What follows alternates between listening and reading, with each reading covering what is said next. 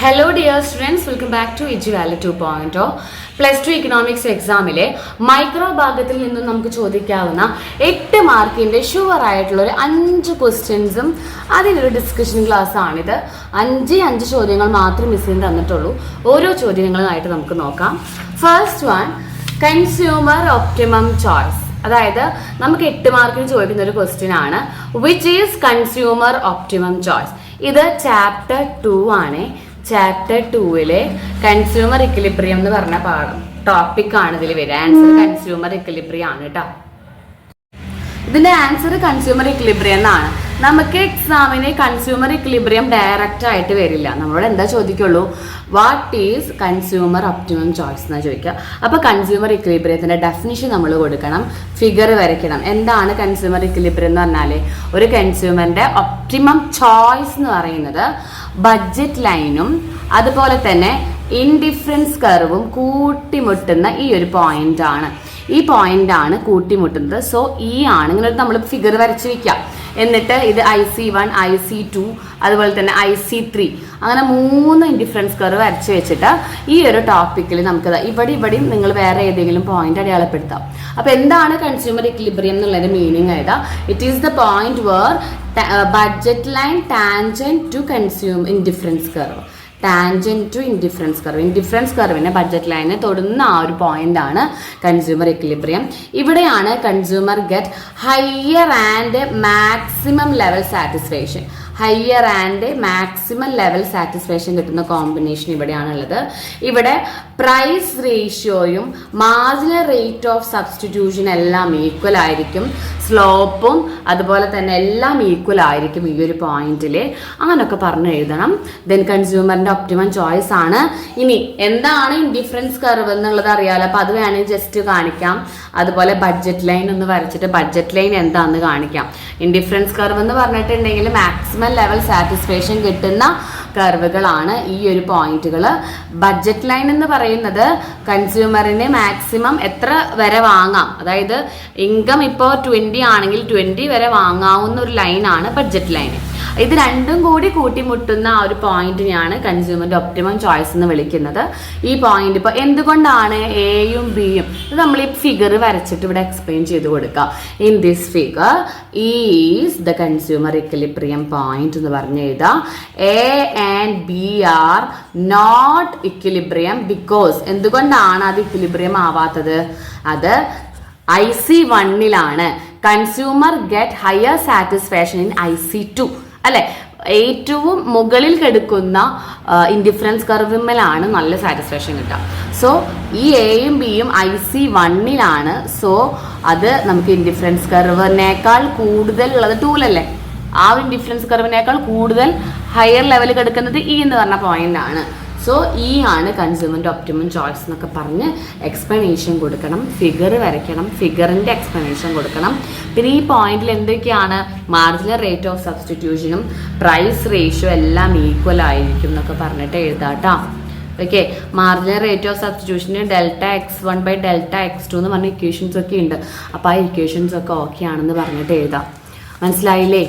Okay, ഇത് miss എങ്ങനെയാണ് explain ചെയ്യേണ്ടതെന്ന് പറഞ്ഞാൽ ഇത് ഇങ്ങനെ എഴുതി വെച്ചുകൊണ്ട് നിങ്ങൾക്ക് 8 മാർക്ക് കിട്ടില്ല. വരച്ച് വെക്കണം. വരയ്ക്കുന്നതിനുണ്ട് 3 മാർക്കോളം. പിന്നെ എന്താണ് കൺസ്യൂമർ ഇക്വിലിബ്രിയം പോയിന്റ്, അവിടെ കൺസ്യൂമറിന് മാക്സിമം സാറ്റിസ്ഫാക്ഷൻ കിട്ടുന്ന പോയിന്റ് ആണ്. മാർജിനൽ അവിടെ മൊണോട്ടണിക് പ്രിഫറൻസ്, അതൊക്കെ അതിനെ മൊണോട്ടണിക് പ്രിഫറൻസ് എല്ലാം കിട്ടുന്ന ഒരു പോയിന്റ് ആണ്. അപ്പോൾ ആ ഒരു പോയിന്റിനെയാണ് ഇക്വിലിബ്രിയം എന്ന് പറയാം. ബഡ്ജറ്റ് ലൈനും ഇൻഡിഫറൻസ് കർവും കൂട്ടിമുട്ടുന്ന പോയിന്റ് ആണ് നമുക്ക് കൺസ്യൂമർ ഇക്വിലിബ്രിയം എന്ന് പറയുന്നത്. IC1 പോയിന്റിൽ നമ്മൾ എടുക്കില്ല, ബിക്കോസ് അതിനേക്കാൾ സാറ്റിസ്ഫാക്ഷൻ IC2 കിട്ടുക. നിങ്ങൾ ഇതേപോലെ വരച്ച് വെക്കുക കേട്ടോ. ഒരു ഷുവർ ക്വസ്റ്റ്യൻ ആണ്. റിപ്പീറ്റഡ് ക്വസ്റ്റ്യൻ പേപ്പറിലും എക്സാം പാറ്റേൺ മാറിയാൽ പോലും നമുക്ക് ചിലപ്പോൾ 6 മാർക്ക് പോകാനാണ് ചാൻസ് ഉള്ളൂ. രണ്ടാമത്തെ ക്വസ്റ്റ്യൻ ആണ് law variable and return to scale. ഇങ്ങനെ ഡയറക്റ്റ് ചോദിക്കില്ല. What is short run production function and what is long run production function. Law variable എന്ന് പറഞ്ഞു കഴിഞ്ഞാൽ ഷോർട്ട് റൺ പ്രൊഡക്ഷൻ ഫംഗ്ഷനിലെ ലോ ആണ്. ഓക്കെ, ഷോർട്ട് റൺ പ്രൊഡക്ഷൻ ഫംഗ്ഷനിലെ law ആണ്. Return to scale എന്ന് പറഞ്ഞിട്ടുണ്ടെങ്കിൽ ലോങ് റണ്ണിലെ പ്രൊഡക്ഷൻ ഫംഗ്ഷനിലെ ലോ ആണ്. ഇവിടെ എന്താണ് ലോ ഓഫ് വാരിയബിളിന്റെ മീനിങ് അറിയണം. എന്താണ് law of variable? Law of variable എന്ന് വെച്ചാൽ when variable input variable factors increase ചെയ്യും തോറും when variable factors increased, marginal product increase only up to a point, after that it will decline. ഇതാണ് അതിൻ്റെ definition. After that it will decline. എന്താ അതിൻ്റെ meaning എന്നറിയോ? അതായത് വേരിയബിൾ ഇൻപുട്ട് നമ്മൾ കൂട്ടും തോറും മാർജിനൽ പ്രോഡക്റ്റ് ഒരു പോയിന്റ് വരെ ഇൻക്രീസ് ആവുള്ളൂ, അതിനുശേഷം അത് ഡിക്ലൈൻഡ് ആകുന്നു. ഇവിടെ എന്താണെന്നറിയോ? ഇവിടെ പ്രൊപ്പോർഷൻ ആണ്, അതായത് പ്രൊപ്പോർഷൻ ബേസിസിലാണ് ഇൻക്രീസും ഡിക്രീസും. പ്രൊപ്പോർഷൻ ബേസിസിൽ ഇൻക്രീസ് ആവും, കോൺസ്റ്റന്റ് ആവും, ഡിക്രീസ് ആവും. 3 സ്റ്റേജസ്. ഇവിടെ നമുക്ക് 3 സ്റ്റേജസ് ഉണ്ട്. ഇവിടെ നമുക്ക് 3 സ്റ്റേജസ് ഉണ്ട്. ഇതിൻ്റെ ഒക്കെ ഫിഗർ, 2 ഫിഗർ വരയ്ക്കാനായിട്ടുണ്ട്. ലോ ഓഫ് വേരിയബിൾ എന്ന് പറഞ്ഞു കഴിഞ്ഞാൽ ഇതാണ്. ഒരു TP ഇങ്ങനെ വരയ്ക്കുക, ഇവിടെ നിന്ന് ഒരു MP താഴത്തോട്ട് വരയ്ക്കുക, ഇവിടെ നിന്ന് ഒരു AP വരയ്ക്കുക. അപ്പം TP, AP ആൻഡ് MP. ഇനി ഈ കൂട്ടിമുട്ടിയ പോയിന്റ് ഉണ്ടല്ലോ, അത് മേലത്തോട്ട് വരച്ചു കഴിഞ്ഞാൽ ഫസ്റ്റ് സ്റ്റേജായി. ഈ കൂട്ടിമുട്ടിയ പോയിന്റ് ഉണ്ടല്ലോ, ഇത് സെക്കൻഡ് സ്റ്റേജായി, ഇത് തേർഡ് സ്റ്റേജായി. ഇവിടുത്തെ ഫിഗർ ഏതാണെന്നറിയോ? ലോങ് റണ്ണിലത്തെ ഫിഗർ. ലോങ് റണ്ണിൻ്റെ ഫിഗർ ഇതാ മിസ്. ഇപ്പോൾ രണ്ടും കൂടി കമ്പയർ ചെയ്യുന്നതേ ഉള്ളൂ. നമുക്ക് രണ്ടും കൂടിയിട്ടാണ് എക്സാമിന് ചോദിക്കുക കേട്ടോ. ലോങ് റണ്ണിലെ ഫിഗർ ഇതാ, ഒരു വീട് വരച്ച് വെച്ചാൽ മതി. ഇത് first stage, second stage, third stage. Okay, ഇപ്പോൾ എന്താണ്? രണ്ടും ലോങ് റൺ ആണ്. ഇതിനെ നമ്മൾ ലോ ഓഫ് മാർജിനൽ പ്രോഡക്റ്റ് എന്ന് വിളിക്കുന്നു. എന്താണ് ലോ എന്ന് എഴുതി, 3 സ്റ്റേജിൻ്റെ എഴുതി ഫിഗർ വരച്ചു. ഇനി 3 സ്റ്റേജുകൾ എക്സ്പ്ലനേഷൻ കൊടുക്കണം. 3 സ്റ്റേജ് എന്ന് പറയുമ്പോൾ നമുക്ക് ഷോർട്ട് റണ്ണിലുള്ള 3 സ്റ്റേജുകൾ ഇൻക്രീസിങ് റിട്ടേൺസ് ടു ഫാക്ടർ, രണ്ടാമത്തത് ഡിമിനിഷിങ് റിട്ടേൺസ് ടു ഫാക്ടർ. ഒന്നാമത്തെ stage increasing returns to factor, രണ്ടാമത്തത് ഡിമിനിഷിങ് റിട്ടേൺസ് ടു ഫാക്ടർ, മൂന്നാമത്തത് negative returns to factor. Full form എഴുതാം, മിസ് ഷോർട്ട് ആക്കിയിട്ട് എഴുതിയിരിക്കുന്നത്. ലോങ് റണ്ണിലുള്ള 3 സ്റ്റേജുകൾ increasing return to scale, constant return to scale, diminishing return to scale. ഇവിടെ factor, ഇവിടെ scale, ഇവിടെ എല്ലാം ഇൻക്രീസ് ആവും. TP ഇൻക്രീസ് ആവും, AP ഇൻക്രീസ് ആവും, MP ഇൻക്രീസ് ആവും ഈ സ്റ്റേജിൽ. രണ്ടാമത്തെ സ്റ്റേജിൽ TP increasing at decreasing rate, AP decreasing, MP decreasing and reaches 0. ഈ നെഗറ്റീവില് TP കുറയുന്നു, AP കുറയുന്നു, MP ബിക്കം നെഗറ്റീവ് ആകുന്നു. ഇവിടെ എന്താണെന്നറിയോ? ഇവിടെ ഇൻക്രീസ് ചെയ്യാണ്, അതായത് എത്ര പ്രൊപ്പോർഷണൽ കൊടുക്കുന്നോ അതിൻ്റെ മോർ ദാൻ പ്രൊപ്പോർഷണൽ ചേഞ്ച്. ഇവിടെ കോൺസ്റ്റന്റ് പ്രൊപ്പോർഷണേറ്റ് ചേഞ്ച്, ഇവിടെ ഡിക്രീസിങ് പ്രൊപ്പോർഷണേറ്റ് ചേഞ്ച്. എന്ന് വെച്ചാൽ എന്താ, നമ്മൾ എത്ര ഇപ്പോൾ 100% ഇൻപുട്ട് കൊടുത്താൽ 120% ഇൻപുട്ട് ഔട്ട്പുട്ടായിട്ട് കിട്ടും. ഇവിടെ 100 കൊടുത്താൽ 100 തന്നെ കിട്ടും. ഇവിടെ 100 കൊടുത്തു കഴിഞ്ഞാൽ നമുക്ക് 80 കിട്ടുള്ളൂ. അങ്ങനെയാണ് ഇവിടെ 3 സ്റ്റേജ് വന്നത്. അപ്പം 3 സ്റ്റേജിൻ്റെ എക്സ്പ്ലനേഷൻ അറിയാം. ഇത്രയും എഴുതിയാലാണ് 8 മാർക്ക് കിട്ടുള്ളൂ. അവിടെ രണ്ടും കൂടി ചോദിച്ചാൽ, ഒറ്റയ്ക്ക് ചോദിച്ചാലും. ഇപ്പോൾ ലോ ഓഫ് വാരിയബിൾ പ്രൊപ്പോർഷൻ എന്താണെന്ന് ചോദിച്ചാൽ ഷോർട്ട് റൺ ആണ്. It is also known as marginal പ്രോഡക്റ്റിൻ്റെ ലോ എന്ന് പറയുന്നു. വാരിയബിൾ ഇൻപുട്ട് നമ്മൾ ഇവിടെ വാരിയബിൾ ഇൻപുട്ട് കൂട്ടും തോറും MP യും AP ഒക്കെ അറ്റ് എ പോയിന്റ് വരെ ഇൻക്രീസ് ആവുന്നുള്ളൂ. After that they will decline. കണ്ടോ, അതല്ല നിയമം. എല്ലാം എന്താ കുറഞ്ഞു വരികയാണ്. ഇവിടെ 3 സ്റ്റേജ് ഉണ്ട്. എല്ലാം കൂടുന്ന സ്റ്റേജും കുറയുന്ന സ്റ്റേജും നമ്മുടെ MP നെഗറ്റീവ് ആകുന്ന സ്റ്റേജും. പിന്നെ അതിൻ്റെ എക്സ്പ്ലനേഷൻ എഴുതി വയ്ക്കാം ഓരോന്നും. Increase returns to factor, diminishing returns to factor, negative returns to factor. Return to scale എന്ന് പറഞ്ഞിട്ടുണ്ടെങ്കിൽ നമ്മൾ ഈ പ്രൊപ്പോർഷനേറ്റിനനുസരിച്ച് നമ്മൾ എത്ര പ്രൊപ്പോർഷൻ കൊടുക്കുന്നു ആ പ്രൊപ്പോർഷനിൽ ചേഞ്ച് വരുന്ന ലോയാണ് റിട്ടേൺസ് ടു സ്കെയിൽ. ഇത് ലോങ് റൺ പ്രൊഡക്ഷൻ ഫംഗ്ഷനാണ്. 3 സ്റ്റേജുകളുണ്ട്. ആ 3 സ്റ്റേജുകൾ increasing returns to scale, constant ആയിട്ടുള്ള സ്റ്റേയിൽ, ഡിമിനിഷിങ് ആയിട്ടുള്ള സ്റ്റേജ്. അപ്പോൾ അത് രണ്ടും നമുക്ക് 8 മാർക്കിന് ചോദിക്കാം. എക്സ്പ്ലനേഷൻ, ഡെഫിനിഷൻ ഒക്കെ പഠിക്കാം. മൂന്നാമത്തെ ക്വസ്റ്റ്യൻ ആണ് കോസ്റ്റ് പ്രോബ്ലം വിത്ത് കോസ്റ്റുകൾ. ഇത് മിസ് പറയുകയാണെങ്കിൽ എക്സാം പാറ്റേൺ ചേഞ്ച് ആയില്ല എങ്കിൽ മിസ് ഷുവറായിട്ട് 100% വരും ഞാൻ പറയും. പക്ഷേ ഇപ്പോൾ എക്സാം പാറ്റേൺ ചേഞ്ച് ആയതുകൊണ്ടും മോഡൽ എക്സാമിന് ഈ ക്വസ്റ്റ്യൻ ചോദിച്ചിട്ടില്ലാത്തത് കൊണ്ടും ഒരു 85%ഓളം മിസ് ഷുവർ പറയുന്നുണ്ട്. മേ ബി ഇത് 8 മാർക്കിലേക്കോ അതല്ല എങ്കിൽ 6 മാർക്കിലേക്കോ പോവും എന്നേ ഉള്ളൂ. പക്ഷെ ഇത് ഷുവർ പ്രോബ്ലം ക്വസ്റ്റ്യൻ ആണ്. മോഡൽ എക്സാമിന് നമുക്ക് പ്രോബ്ലംസ് വളരെയധികം കുറവായിരുന്നു. സോ നമ്മൾ എന്ത് ചെയ്യുക, പബ്ലിക് എക്സാമിന് അത് എക്സ്പെക്ട് ചെയ്യാം. മോഡൽ പോലത്തൊന്നുമല്ല നമ്മുടെ ഇപ്പോഴത്തെ പബ്ലിക് എക്സാമിൽ വരുന്നത്. മോഡലിൽ പഠിക്കുക, മോഡലിൽ പഠിക്കാത്ത കാര്യങ്ങൾ പഠിക്കുക. കോസ്റ്റ് പ്രോബ്ലം എന്ന് പറഞ്ഞാൽ നമുക്ക് TC, MC, AC ഒക്കെ കാണാനുള്ളതാണ്. TFC എന്ന് പറഞ്ഞാൽ സെയിം ആയിരിക്കും. Then TVC, then AFC, ABC ഇതൊക്കെ കണ്ടുപിടിക്കാം. TC നമുക്ക് ക്വസ്റ്റ്യനിൽ തരാം. മാർജിനൽ കോസ്റ്റ് കാണാനായിട്ട് TC2 - TC1, ഒന്നാമത്തെ TC രണ്ടാമത്തെ TC എന്ന് മൈനസ് ചെയ്യാം. TC/Q ചെയ്താൽ SAC കിട്ടി. ഇത് S എന്ന് കേട്ടോ. TLC will be 1 and only the same ആയിരിക്കും. ഒരൊറ്റ എമൗണ്ട് കിട്ടിയാൽ മതി. അത് നമ്മുടെ എന്താ പറയുക, ഔട്ട്പുട്ട് 0 ആണെങ്കിൽ, ഔട്ട്പുട്ടിൻ്റെ 0 ആണെങ്കിൽ TSCയും അതുപോലെ തന്നെ TCയും ഫസ്റ്റത്തേൽ സെയിം ആയിരിക്കും, ഔട്ട്പുട്ട് 0ൽ. പിന്നെ TVC കാണാനായിട്ട് TCയിൽ നിന്ന് നമുക്ക് എന്ത് ചെയ്യാം, TFC മൈനസ് ചെയ്യാം. TCയിൽ നിന്ന് TFC മൈനസ് ചെയ്യാം കേട്ടോ. AFC എന്ന് പറഞ്ഞാൽ TFC/Q ആണ്. ABC എന്ന് പറഞ്ഞാൽ TVC/Q ആണ്. TC എന്ന് പറഞ്ഞിട്ടുണ്ടെങ്കിൽ TVC + TFC ആണ്. ഈ ഇക്വേഷൻസ് ഒക്കെ വെച്ചിട്ട് നമുക്ക് ചെയ്യാം. നമുക്ക് മിസ് ചെയ്ത പ്രോബ്ലത്തിൻ്റെ വീഡിയോ മാത്രം ചെയ്യുമ്പോൾ ഈ ഒരു ക്വസ്റ്റ്യൻ ഷുവറായിട്ട് നിങ്ങൾക്ക് ഇടാം കേട്ടോ. ദെൻ നെക്സ്റ്റ് നമുക്ക് ചോദിക്കാൻ ചാൻസ് ഉള്ള ഒരു ക്വസ്റ്റ്യൻ ആണ്. Next question, profit maximisation condition ഏതൊക്കെയാണ് വിത്ത് ഫിഗർ ആൻഡ് ഫീച്ചേഴ്സ് എന്ന് വെച്ച് കഴിഞ്ഞാൽ, പെർഫെക്റ്റ് കോമ്പറ്റീഷൻ്റെ ഫീച്ചേഴ്സ് അറിയണം. പെർഫെക്റ്റ് കോമ്പറ്റീഷൻ, അതായത് നമ്മളെ പെർഫെക്റ്റ് കോമ്പറ്റീഷൻ്റെ ഫീച്ചേഴ്സ് ഏതൊക്കെയാണ്? പെർഫെക്റ്റ് കോമ്പറ്റീഷൻ്റെ ഫീച്ചേഴ്സ് വന്നിട്ടെ, ഹോമോജീനിയസ് പ്രോഡക്റ്റ് ആയിരിക്കും. അതായത് എല്ലായിടത്തും സെയിം പ്രോഡക്റ്റ് ആയിരിക്കും. ഹോമോജീനിയസ് പ്രോഡക്റ്റ് ആണ്. Large number of buyers and sellers, അതായത് ഒരുപാട് ബയ്യേഴ്സും സെല്ലേഴ്സും ഉണ്ടായിരിക്കും. ബയ്യേഴ്സ് ആൻഡ് സെല്ലേഴ്സ് ആണ്. പ്രൈസ് ടേക്കർ ആണ്, വില നിശ്ചയിക്കുന്ന ആളല്ല, വില എടുക്കുന്ന ആളാണ്. പ്രൈസ് ടേക്കർ ആണ്.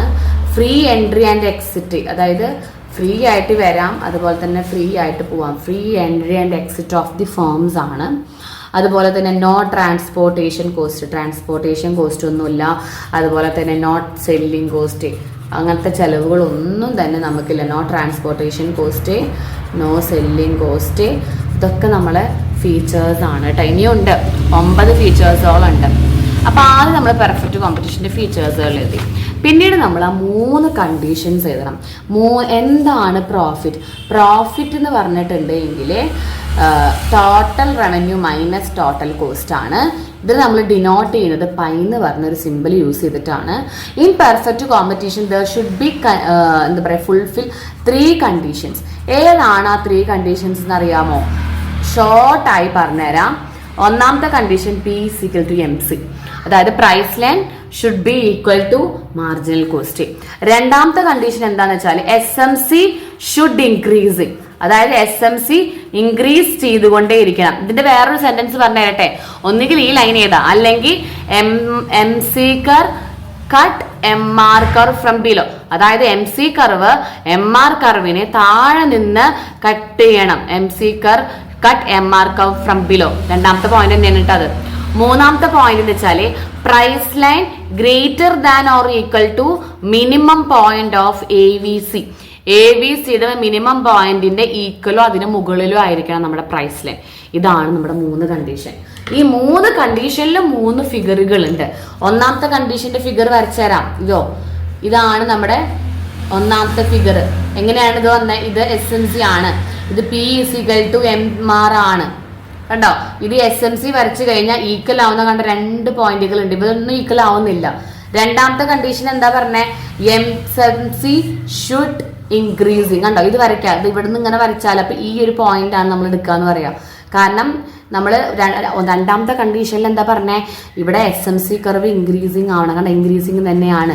ഇത് എടുക്കാൻ പാടില്ല. ഇത് മേലെന്നാ കട്ട് ചെയ്യുന്നത് MR കർവിനെ. ഇതല്ലേ MR കർവ് നമ്മുടെ P = MR. അപ്പൊ ഈ പോയിന്റ് എടുത്തു. മൂന്നാമത്തെ പോയിന്റ് എന്താ നമ്മളോട് പറഞ്ഞത്? ഈ പ്രൈസ് ലൈൻ എന്ന് പറയുന്നത് ഇത് SMC കർവാണ്. 2 കണ്ടീഷൻ പൂർത്തിയായി. മൂന്നാമത്തത് AVC താഴത്തു കൂടെ വരയ്ക്കാം. ഒരു SACനെ വരച്ചിട്ട് കൊടുക്കുക. AVC കർവിന്റെ മിനിമം പോയിന്റിന്റെ മുകളിലാവണം നമ്മുടെ പ്രൈസ് ലൈൻ. കണ്ടോ? എന്നിട്ട് താഴത്തോട്ടൊക്കെ ഒന്ന് വരച്ച് ഇവിടെ നിന്ന് ഇങ്ങോട്ട് വരച്ച് കഴിഞ്ഞാൽ ഇതാണ് നമ്മുടെ പ്രോഫിറ്റ് ഏരിയ. ഈ 3 ഫിഗറുകൾ, ഈ 3 കണ്ടീഷൻസ് എന്താണ് പ്രോഫിറ്റ് എന്നൊക്കെ എഴുതിയാൽ തന്നെ നല്ല മാർക്കായി. ഇതിന് നമുക്ക് എക്സ്പ്ലനേഷൻ കൊടുക്കാം. ഓരോ കണ്ടീഷൻ, ഇത് ഒരു കണ്ടീഷൻ വരയ്ക്കാം, ഒന്നാമത്തെ ഫിഗർ വരയ്ക്കാം, അതിന്റെ എക്സ്പ്ലനേഷൻ കൊടുക്കുക. എന്തെന്ന് ഇവിടെ 2 പോയിന്റ് ഉണ്ട്, എടുക്കുന്നില്ല, ഇവിടെ നിന്ന് ബാക്കിയുള്ള പോയിന്റുകളൊന്നും MRനെ ടച്ച് ചെയ്യുന്നില്ല എന്ന് പറഞ്ഞിട്ട് എക്സ്പ്ലനേഷൻ കൊടുക്കുക. രണ്ടാമത്തെ പോയിന്റ് ചെയ്താൽ ഈ ഫിഗർ വരയ്ക്കുക, ഈ പോയിന്റ് എടുക്കില്ല, നമ്മൾ ഈ പോയിന്റ് ആണ് എടുക്കുള്ളൂ, ബിക്കോസ് ഈ പോയിന്റ് ആണ് താഴെ നിന്ന് കട്ട് ചെയ്യുന്നത്. മൂന്നാമത്തെ വരയ്ക്കുക, മൂന്നാമത്തെ പോയിന്റ് ചെയ്താൽ വരയ്ക്കുക, എക്സ്പ്ലനേഷൻ കൊടുക്കുക. ഓക്കെ, ഇതാണ് പ്രോഫിറ്റ് മാക്സിമൈസേഷൻ കണ്ടീഷൻ. അതിന്റെ ഫിഗർ വരയ്ക്കാം, അതിന്റെ ഫീച്ചേഴ്സ് വരയ്ക്കാം. ഓക്കെ, ദെൻ അടുത്ത ഒരു 5ാമത്തെ ക്വസ്റ്റ്യൻ എന്താണെന്ന് വെച്ച് കഴിഞ്ഞാൽ, ഇത് 8 മാർക്കിന് ചോദിച്ചിരുന്നു. പ്രൈസ് സീലിംഗ് എന്താണ്, പ്രൈസ് ഫ്ലോർ എന്താണ്?